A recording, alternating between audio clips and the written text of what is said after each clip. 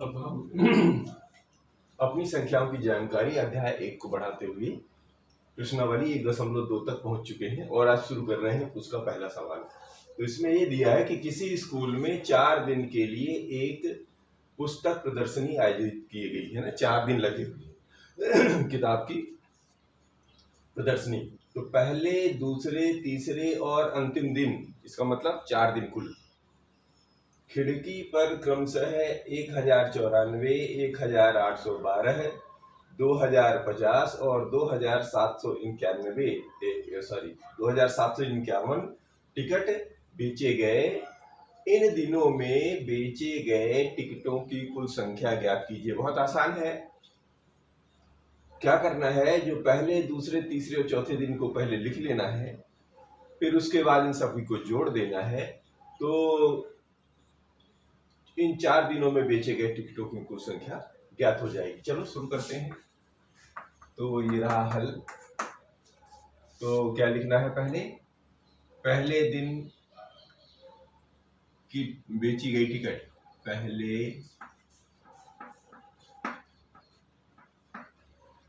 दिन बेची गई टिकट, पहले दिन कितनी बिकी थी? 1094, 1094। फिर दूसरे दिन, ये लीजिए दूसरे, फिर ये जो वही चीज उतारना हो तो ऐसे पैजन लगा दिया जाता है। इसका मतलब होता है ये सारी चीजें उसी प्रकार है। ठीक है। दूसरे दिन 1812। फिर तीसरे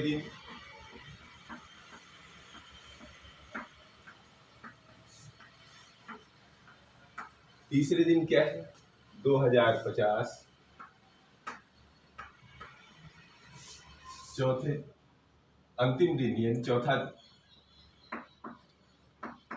अंतिम अर्थात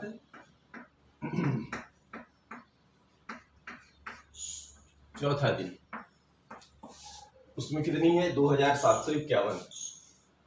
2751।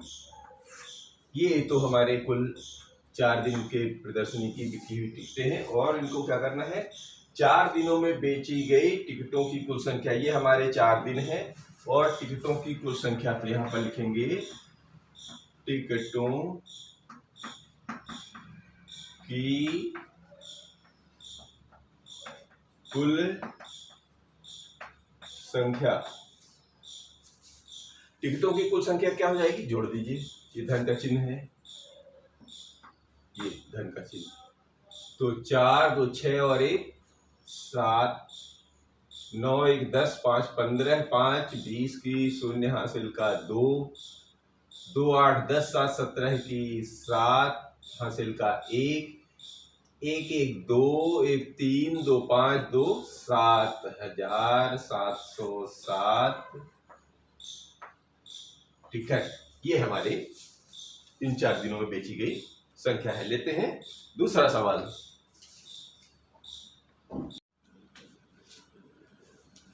शेखर एक प्रसिद्ध क्रिकेट खिलाड़ी है। वह टेस्ट मैचों में अब तक 6980 रन बना चुका है। वह 10,000 रन पूरे करना चाहता है, तो उसे कितने और रनों की आवश्यकता है? ये ऐसा प्रश्न है हमारा। ठीक है। तो देखिए, 6980 तो ऑलरेडी बना चुका है, 10,000 पूरे करना है, यानी कितने और जुड़ जाए कि वो 10,000 पूरे हो जाए। तो क्या तरीका हो सकता है? 10,000 में से जितने बने हैं उतने कम कर लो, तो जितने बचेंगे उतने ही रन की और आवश्यकता होगी। यही इसका मतलब हुआ। तो वही करना है हमें यहाँ पर भी। तो क्या करना है, यहाँ पर हल लिखिए और पहले लिखिए कि कुल रन चाहिए 10,000, 10,000 पूरे करना है। तो कुल रन होने चाहिए, या कुल रन चाहिए, कुल रन चाहिए कितने बनाना चाहता है? कुल रन चाहिए कितने? 10,000।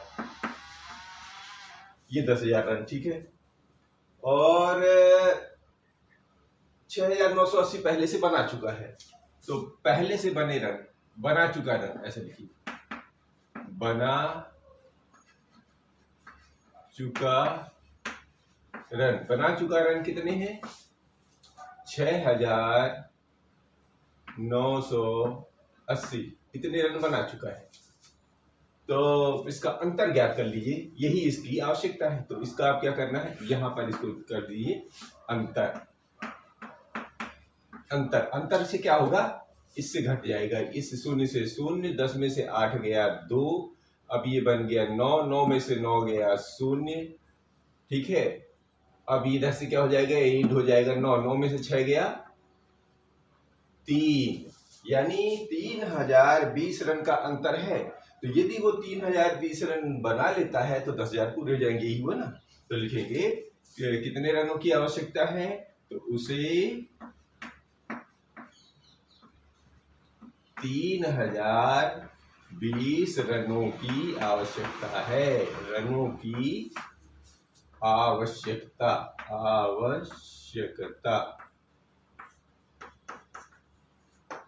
है। ये हमारा जवाब है।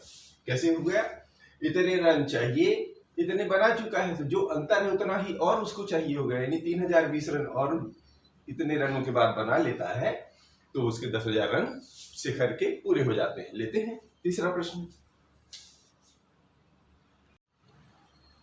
अब ये तीसरा प्रश्न ये है कि एक चुनाव में सफल प्रत्याशी ने 5,77,500 मत प्राप्त किए, जबकि उसके निकटतम प्रतिद्वंदी ने 3,48,700 मत प्राप्त किए। सफल प्रत्याशी ने चुनाव कितने मतों से जीता, ये प्रश्न है। चुनाव तो जानते ही हैं, चुनाव जो हमारे विधायक का होता है और लोकसभा, जैसे विधानसभा के लिए और लोकसभा के लिए सांसद का चुनाव होता है। तो उसमें जो उम्मीदवार खड़े होते हैं, कहते हैं ना बाबूजी हमको वोट दीजिए, हमको वोट दीजिए, हम आपका काम करेंगे, तो ये उनके बारे में बात हो रहा है। तो दो लोग चुनाव लड़ रहे हैं, ठीक है ना। तो एक को कितना मिला हुआ है, 5,77,500 मत प्राप्त हुए हैं और दूसरे को 3,48,700, यानी जो लोगों ने वोट डाला है, ठप्पा लगाया। आजकल तो पी वाली बटन चलती है ना, तो बैलेट उसमें बॉक्स रहता है, उसमें बटन दबाइए तो उसको जिसको वोट पड़ना है वो पड़ जाता है। तो लोगों ने इस तरह वोट दिया हुआ है। तो दो लोग लड़े हैं, तो जाहिर है अगर जिसको ज्यादा वोट मिले होते हैं, ज्यादा मत मिले होते हैं, वो जीत जाता है, जो कम मिले होते हैं वो हार जाता है, ठीक है। तो ये कह रहे हैं कि सफल प्रत्याशी ने जो जीता वाला है उसको कितने मतों से जीता है, कितने अंतर से, कितने तो पाया है लेकिन कितने अंतर से जीता है, ये ज्ञात करना है। तो शुरू करते हैं हम लोग। सफल प्रत्याशी द्वारा प्राप्त मत, यहाँ पर लिखिए हल, यहाँ लिखते हैं सफल प्रत्याशी के या को प्राप्त मत। सफल प्रत्याशी को कितना मिला था, 5,77,500 मत प्राप्त हुए, ठीक है, ये मत हो गई, ठीक। और प्रतिद्वंदी को, तो यहाँ लिखिए प्रतिद्वंदी को, सफल प्रत्याशी यहाँ लिख लीजिए प्रतिद्वंदी को प्राप्त मत। प्रतिद्वंदी को कितने मिल रहे हैं, 3,48,000 और ये 700, इतने मत हो गए, ठीक। अब इन दोनों का अंतर ज्ञात कर लीजिए, जो अंतर होगा वही उसका सफल प्रत्याशी की जीत होगी। तो हम यहाँ पर लिखते हैं अंतर, मतों का अंतर, मतों का अंतर। मतों का अंतर कैसे आ गया, चलो शुरू करते हैं।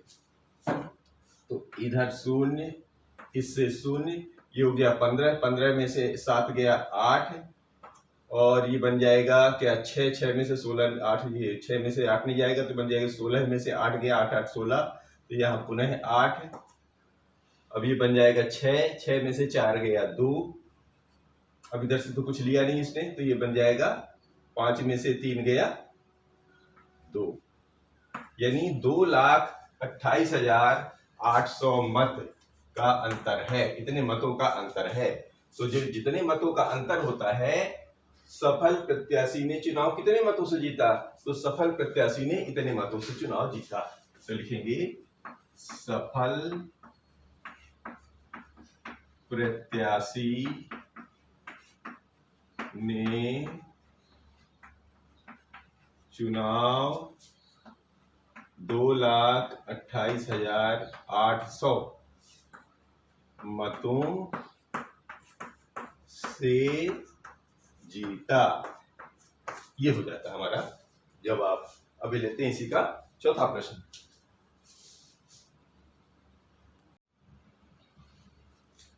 ये चौथा प्रश्न ये है कि कीर्ति बुक स्टोर ने जून के प्रथम सप्ताह में ₹2,85,891 मूल्य की पुस्तकें बेची। इसी माह के दूसरे सप्ताह में 4,07,168 मूल्य की पुस्तकें बेची गईं। दोनों सप्ताहों में कुल मिलाकर कितनी बिक्री हुई? तो सबसे पहले दोनों सप्ताहों का पहले जोड़ निकाल लेना। फिर वो कह रहे हैं कि किस सप्ताह में बिक्री अधिक हुई और कितनी अधिक, यानी कि तीन चीजें पूछ रहा है। पहला तो दोनों सप्ताहों का पहले कुल मिलाकर कितनी बिक्री हुई, तो चलिए लिखते हैं प्रथम सप्ताह में पुस्तकों की बिक्री। तो हम लिखेंगे प्रथम सप्ताह की बिक्री। ठीक है, किसकी बिक्री हो रही? पुस्तकों की। तो प्रथम सप्ताह, यहाँ पर अगर पुस्तकों लिख ले तो और अच्छा है। उस प्रथम सप्ताह पुस्तकों की बिक्री कितनी है? 2,85,891। ये तो इतनी पुस्तक बिकी। और दूसरे सप्ताह, तो यहाँ पर लिखेंगे दूसरे सप्ताह में पुस्तकों की कुल बिक्री कितनी हो गई है? 4 लाख, और हजार में तो कुछ नहीं है, 768 इतनी पुस्तकें हुई। ये क्या है? पुस्तक। यहां भी पुस्तक, यहां भी पुस्तक लिख लीजिए। इतनी पुस्तकें हैं। अब बोल रहे हैं कि दोनों सप्ताहों में कुल मिलाकर कितनी बिक्री हुई। ये पहला क्वेश्चन इसी में से। ठीक है, तो इस प्रश्न का जवाब क्या होगा? इनको जोड़ दीजिए। तो कुल मिलाकर कितनी बिक्री हुई, तो कुल बिक्री,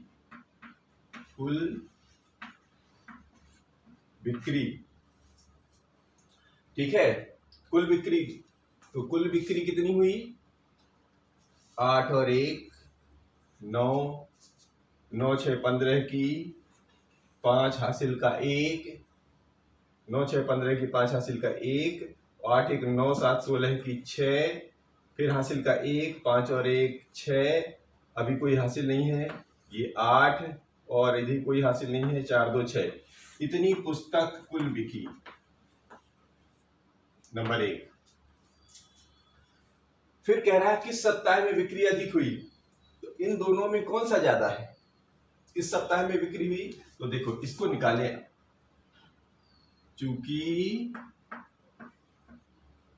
4,07,068 और इधर लिख लीजिए 2,85,891। अब इन दोनों में देख लीजिए कौन सा बड़ा है। ये बड़ा है, तो बड़े की तरफ मुंह खोल दीजिए, छोटे की तरफ मुंह लगा दीजिए। ये चूंकि बड़ा है इससे, तो इससे पता चलता है कि दूसरे सप्ताह में बिक्री अधिक हुई। तो पहले यहाँ लिख लीजिए दूसरे सप्ताह में बिक्री अधिक हुई। यहाँ लिखेंगे दूसरे सप्ताह में बिक्री अधिक हुई।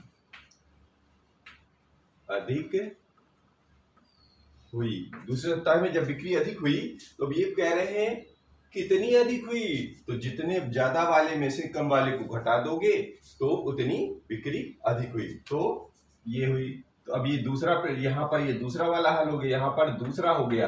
अब यहीं पर कितनी अधिक हुई, बिक्री अधिक हुई, कितनी अधिक, ये तीसरा, इसी में तीसरे शब्द है। तो यहाँ पर पहले का जवाब यहाँ तक था, दूसरे का जवाब यहाँ पर हो गया। ये पहले का जवाब था और ये दूसरे का जवाब था, और इसी में ये तीसरे का जवाब, मतलब ये लिखने की जरूरत नहीं है, पर यहाँ पर आपको समझने के लिए लिखा गया है कि ये तीसरे का।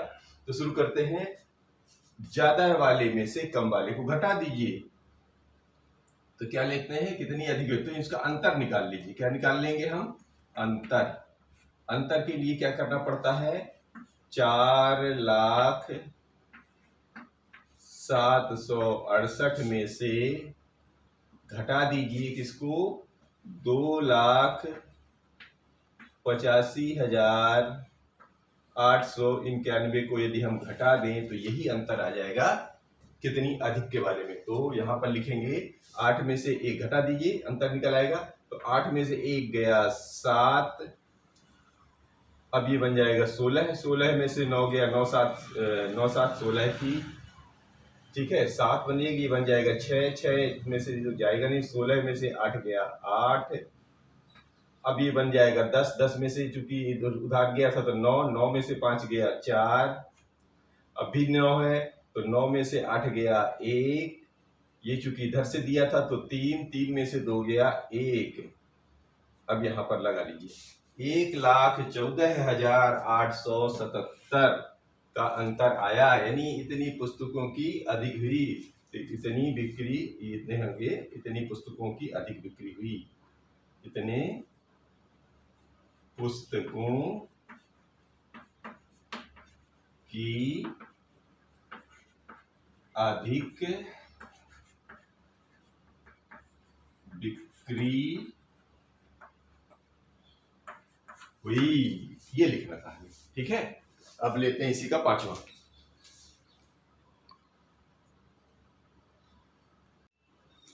अब ये 5वां प्रश्न है कि अंकों 6, 2, 7, 4 और 3 में से प्रत्येक का केवल एक बार प्रयोग करते हुए 5 अंकों की बनाई जा सकने वाली सबसे बड़ी और सबसे छोटी संख्याओं का अंतर ज्ञात करना है।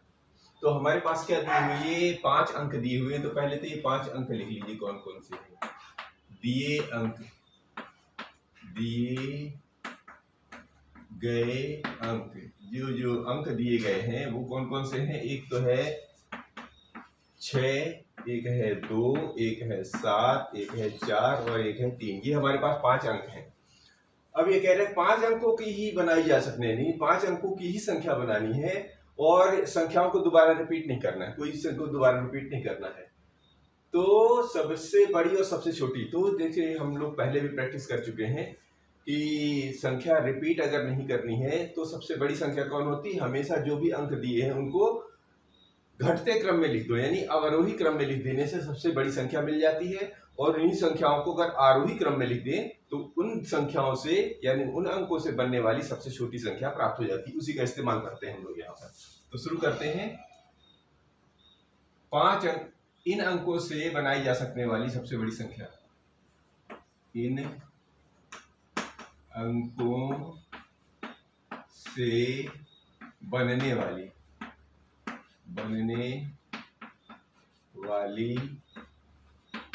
सबसे बड़ी संख्या, सबसे बड़ी संख्या क्या बन रही है इनमें से देख लेते हैं। क्या क्या करना है आपको, ये जितने अंक हैं इनको अवरोही क्रम में लिखना है, यानी सबसे बड़ा अंक पहले, तो सबसे बड़ा अंक है 7, फिर आ जाएगा 6, फिर इनमें से आएगा 4, फिर इनमें से 3 और अंत में 2, यानी ये अवरोही क्रम में चला गया। जब अवरोही क्रम में चला जाता है तो अंक सबसे, वो जो अवरोही क्रम में लिखे हुए अंक जो है से बनी हुई संख्या सबसे बड़ी संख्या हुई। और इसी तरह इसको आरोही क्रम में लिख दीजिए, तो इन्हीं अंकों से बनने वाली सबसे छोटी संख्या, सबसे छोटी संख्या क्या करना है, आरोही क्रम में, आरोही यानी छोटा वाला पहले, फिर उससे बड़ा, फिर उससे बड़ा, फिर उससे बड़ा, फिर सबसे बड़ा अंक लगा देते हैं तो वो अपने आप बड़ी और छोटी संख्याओं में बदल जाता है। अब क्या करना है, अंतर ज्ञात करना है। तो अंतर ज्ञात करने का मतलब होता है इनको आपस में घटा देना है। तो घटा दीजिए, 12 में से ये 2 तो है नहीं, तो 12 में से 7 गया, 7 5 12, 5, 3 से बना, ये यहाँ से उधार चला गया तो फिर 2 बन गया, तो 2 यानी 12 में से 6 गया 6, फिर ये एक इधर से निकल गया था, है ना, एक इधर से निकल गया, 3 बना, 3 का मतलब हो गया 13, 13 में से 4 गया 9, अब इधर से 1 निकल गया था तो ये बन गया था 5, 5 में से 3 गया, 5 में से 3 गया 2, और इधर से तो कुछ लिया नहीं तो 7 में से 2 गया 5, यानी 52,965 का अंतर है।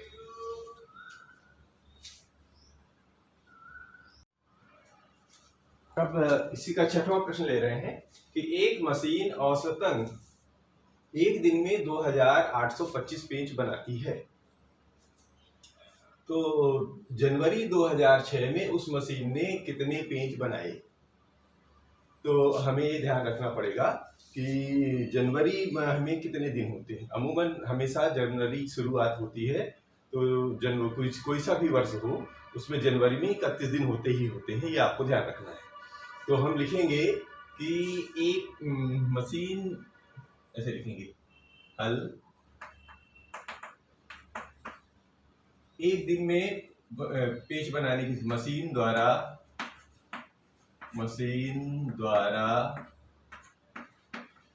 एक दिन में बनने वाले पेंच, ऐसा लिख लेते हैं, बनने वाले पेंच या पेंचों की संख्या, पेंच या पेंचों की संख्या एक ही बात है, 28, 25 यानी 2,825 पेंच बनाते हैं। और जनवरी 2006 में के दिनों की संख्या है, ऐसा लिख लीजिए, जनवरी 2006 के कुल दिन जनवरी में कितने होते हैं, जनवरी में 31 दिन होते हैं, ये हमें ध्यान रखना चाहिए, ठीक है ना। तो उस मशीन ने 2006 जनवरी 6 में कितने पेज बनाए, तो जाहिर है इन दोनों का गुणा कर दीजिए तो उतने पेज बनाए, यानी एक दिन में जब इतने बना रही है तो 31 दिन में क्या करेगी, 31 का गुणा कर देना है, बस हमको ये करना है। तो शुरू करते हैं कि 2006 में बनाए जनवरी में कुल पेज, जनवरी माह में बने पेजों की कुल संख्या कैसे निकलेगी, इस 2,825 में 31 का गुणा कर दीजिए, क्योंकि जनवरी में 31 दिन है और 31 का अगर पहाड़ा नहीं आया तो परंपरागत तरीका अपनाइए। तो आइए, 1 पंचे 5, 1 दूनी 2, 1 अट्ठे 8, 1 दूनी 2। अब इकाई वाला स्थान खत्म हो गया तो इकाई का स्थान यहाँ से भी बंद कर दीजिए। अब दहाई से शुरू करेंगे, ये पूरा रहेगा, ये खुला रहता है, इधर के जितने अंक सरकेंगे उतने ही जीरो नीचे लगते चले जाएंगे। तो इकाई वाला काम खत्म, दहाई वाला उठाते हैं। तो 3 पचे 15 की 5 हासिल का 1, 3 दूनी 6 और 1 7, कोई हासिल नहीं। 3 अट्ठे 24 की 4 हासिल का 2, 3 दूनी 6 और 6 2 8, इन दोनों को जोड़ दिया जाता है, यही तो है। एक बार फिर से चेक कर लीजिए, ये तो आया 28 25, 3 पचे 15 की 5 हासिल का 1, 3 दूनी 6 और 1 7, कोई हासिल नहीं। 3 अट्ठे 24, 2 हासिल, 3 दूनी 6 2 8, ठीक है, बस जोड़ दीजिए। ये बन गया 5, ये बन गया 7, 8 7 15 की 5 हासिल का 1, 4 2 6 और पीछे वाला 7 और ये 8, तो 87,575 पेंच कुल बने हमारे। कब? जनवरी 2006, जनवरी 2006 में बने पेचों की संख्या कितनी है? 87,575। चलिए, ये आज इसको खत्म करते हैं, बाकी अगले वीडियो में कर लेते हैं।